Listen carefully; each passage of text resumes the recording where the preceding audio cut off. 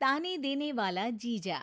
कई दामाद तो बेटी जैसे होते हैं, लेकिन कई ऐसे भी होते हैं जो सोचते हैं कि जिस घर की बेटी से उनकी शादी हुई है वो उस घर के मालिक बन गए हैं। ऐसी ही कहानी है रोहन की, जिसकी शादी होती है रिया से। एक दिन रोहन रिया के मायके जाता है। ओहो, कितनी गर्मी लग रही है। ड्राइंग रूम में एसी नहीं लगा है क्या? रिया का भाई ऋत्विक जवाब देता है, नहीं जीजाजी, ड्राइंग रूम बहुत बड़ा है ना, तो कूलर ही अच्छा काम करता है यहाँ। वाह, इंजीनियर बन गए तुम तो। बड़े कमरों में एसी नहीं लगता है। रहोगे गंवार के गंवारी। चलो, बाकी लोग कहाँ हैं घर के? रोहन तुम बैठो, मैं पानी लाती हूँ। माँ मंदिर गई होंगी और पापा दुकान पर। वैसे भी हम लोग आज अचानक आ गए हैं ना यहाँ पर। हाँ हाँ, कोई बात नहीं, बैठो। साले साहब आप भी बैठो। और बताओ, दिन भर हवा हवाइया ही रहते हो या ज़मीन पर कुछ काम वाम भी करते हो? वैसे बुरा न मानना, तुमको देखा होता पहले ना तो तुम्हारी दीदी से कभी शादी ही ना करता। ऋत्विक को इस बात का बुरा लगता है, लेकिन वो बिना कुछ कहे वहाँ से चला जाता है। तभी वहाँ रोहन की सास आ जाती है। रोहन उनको देखते ही खड़ा हो जाता है। अरे मम्मी जी, ले आया हूँ आपकी बेटी को। रखो अब 2-4 दिन, फिर मत कहना कि बेटी को भेजो, बेटी को भेजो। बड़ी मुश्किल हो जाती है वहाँ पर। अरे बेटा, बिटिया अपने घर तो आएगी ही, खासकर एक शहर में है तो क्यों नहीं। अरे तो फिर शादी क्यों की? रखी रहती घर पर ही। सास को रोहन की बात अजीब लगती है, लेकिन दामाद जो ठहरा, बोलती भी तो बोलती क्या। अच्छा मजाक कर लेते हो बेटा। खैर बैठो, मैं चाय नाश्ता लगाती हूँ। अरे ना मम्मी जी ना, चाय नाश्ता वाला दामाद नहीं हूँ मैं। बहुत काम है, चलता हूँ। वैसे भी गर्मी बहुत है आपके घर। ये बोलकर रोहन वहाँ से चला जाता है। रोहन की इस आदत से परेशान तो सभी होते हैं, लेकिन घर का दामाद होने के कारण कोई उसे कुछ नहीं कहता। एक दिन रिया और रोहन एक नया घर लेते हैं, जहाँ गृह प्रवेश की पार्टी होती है। सभी के साथ रिया के मायके वाले भी वहाँ आए होते हैं। अरे ऋत्विक, कैसे हो?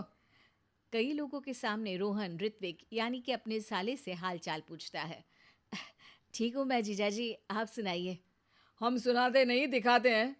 देख रहे हो ना इस आलीशान मकान को? अकेले के दम पर खरीदा है। तुम्हारी तरह नहीं, बाइक उठाई और हो गए हवा हवाई। ऋत्विक को गुस्सा आ जाता है। तभी वहां रिया आ जाती है। रिया भाई की बेइज्जती देखकर सभी के सामने कहती है, मेरा भाई देश की सबसे अच्छी कॉलेज से इंजीनियरिंग कर रहा है। अभी वो छोटा भी है, जब आपकी उम्र तक आएगा तो ज़रूर इससे भी अच्छा करके दिखाएगा। ये बोलकर रिया अपने भाई को लेकर चली जाती है। दिन और साल बीतते जाते हैं, और अब ऐसा दिन आता है जब रोहन की बहन राधिका की शादी होती है, एक बड़े ही संपन्न घर के प्रशांत के साथ। रोहन रिया के माता पिता से कहता है, देखा, मेरी बहन की शादी कितने बड़े घराने में हुई है। प्रशांत एक बड़ा ही सुशील और संस्कारी लड़का है, बिल्कुल मेरे जैसा। आप लोगों को भी ऋत्विक को अच्छे संस्कार देने चाहिए थे। अब देखिए, आप लोगों को कितनी परेशानी है। रिया की माँ क्या कहती है। हाँ, आप ठीक कह रहे हैं दामाद जी। तभी वहाँ प्रशांत आ जाता है। अरे रोहन, ये चाबी लो, मेरी कार को जरा साइड में पार्क कर दो। राधिका जिद कर रही थी, भाई भाभी को देखने का मन कर रहा है तो आ गया, वरना छोटे घरों में तो मेरा दम घुटता है। सास के सामने प्रशांत का इस तरीके का व्यवहार रोहन को सक पका देता है। अरे ये क्या, जो रोहन ऑलराउंडर और परफेक्शन से भी ज्यादा परफेक्ट है, उसे कोई और दबा गया।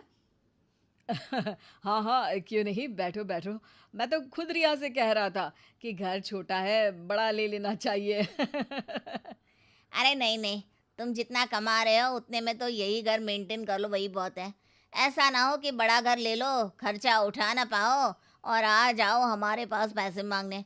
वैसे बुरा न मानना, गली भी पतली है और मेरी कार ना थोड़ी ज़्यादा लंबी है। जाओ जल्दी से लगा कर आओ। रोहन मरता क्या न करता, चला जाता है। रिया की माँ को ये देखकर अच्छा तो नहीं लगता, लेकिन फिर वे भी सोचती हैं कि रोहन के सामने कोई तो सवा सिर आया। थोड़ी देर बाद ऋत्विक भी वहाँ आ जाता है। चलो माँ, अब चलते हैं, मेरा काम हो गया। हाँ बेटा, लेकिन अभी थोड़ी देर के लिए राधिका भी आई है, सोच रही हूँ उससे मिल लूँ। तभी बाहर से रोहन भी आ जाता है। अब रोहन, ऋत्विक और प्रशांत एक जगह होते हैं जहाँ प्रशांत ऋत्विक से बात करता है। अरे तुम रिया भाभी के भाई हो ना? कपड़े तो बहुत अच्छे लग रहे हैं तुम्हारे। डिज़ाइनर वेयर है क्या? जी, मुझे ये डिज़ाइनर ही पसंद है। आ, वैसे पढ़ाई क्या कर रहे हो तुम? मैं वालिया कॉलेज से इंजीनियरिंग कर रहा हूँ।